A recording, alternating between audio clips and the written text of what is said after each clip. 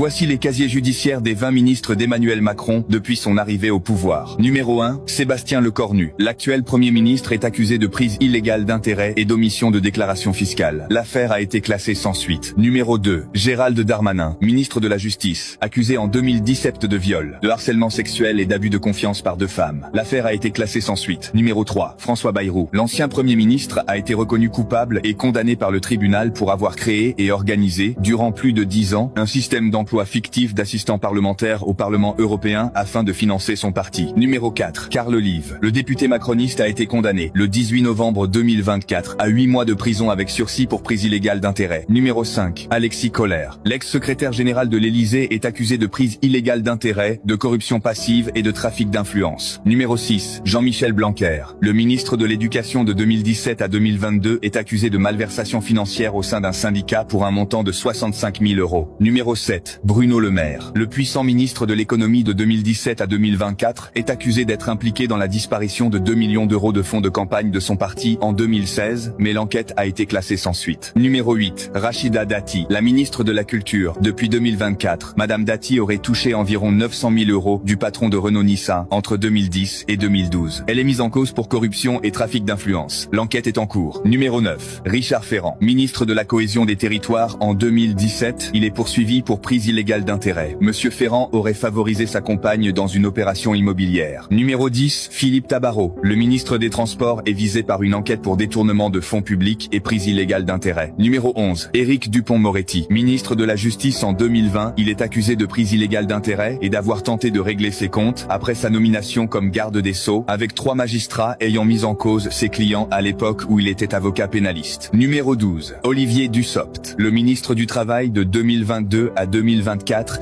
est accusé de corruption et de prise illégale d'intérêts dans un marché public. Monsieur Dussopt aurait tenté de manipuler un appel d'offres public sur la gestion de l'eau de la commune. Numéro 13, Agnès Firmin Le Bodo. La ministre de la Santé de 2023 à 2024 est accusée d'avoir reçu des cadeaux de luxe de laboratoires pharmaceutiques. Numéro 14, Damien Abad. Ministre des Solidarités en 2022, Monsieur Abad est accusé par 3 femmes de viol et de tentative de viol en 2017, pour des faits remontant entre 2010 et 2011. Numéro 15, Caroline Cayeux. Ministre déléguée en 2022, Madame Cayeux est accusée de fraude fiscale et de déclarations mensongères sur son patrimoine. Numéro 16, Agnès Buzyn. Ministre de la Santé de 2017 à 2020, Madame Buzyn est accusée de mise en danger de la vie d'autrui pour sa gestion chaotique du Covid-19. Numéro 17, Muriel Pénicaud. Ministre du Travail de 2017 à 2020, Madame Pénicaud est accusée de favoritisme pour un contrat de 300 000 € signé sans appel d'offres préalable, alors que celui-ci est obligatoire pour l'attribution de marchés publics d'un tel montant. Numéro 18, Jean-Paul Delevoye. Haut commissaire aux retraites de 2017 à 2019, il a été condamné pour conflit d'intérêts, fraude fiscale et abus de confiance à 4 mois de prison avec sursis et 15 000 € d'amende. Numéro 19, Laura Flessel. Ministre des Sports de 2017 à 2018, Madame Flessel est accusée de fraude fiscale. Numéro 20, Sylvie Goulard. Ministre des Armées en 2017. Elle est accusée d'être impliquée dans la création d'emplois fictifs au Parlement européen.